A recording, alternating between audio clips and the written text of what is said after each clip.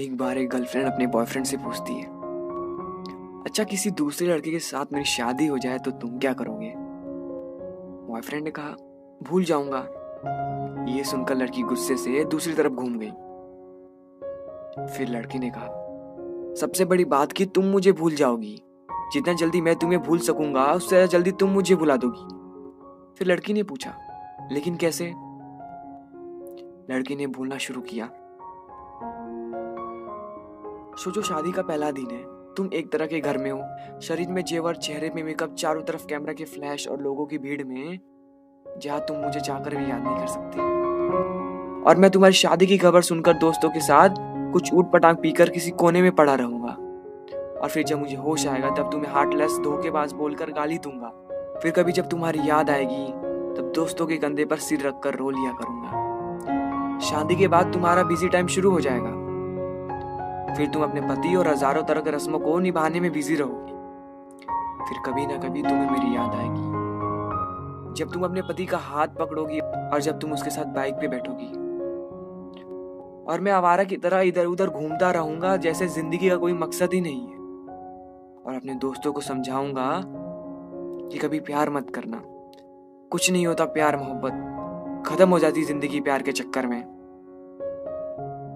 और कुछ महीनों बाद अचानक तुम्हें मेरी याद आएगी और तुम यही सोचोगी कि शायद अच्छा हुआ कि तुम्हारी शादी मुझसे नहीं हुई।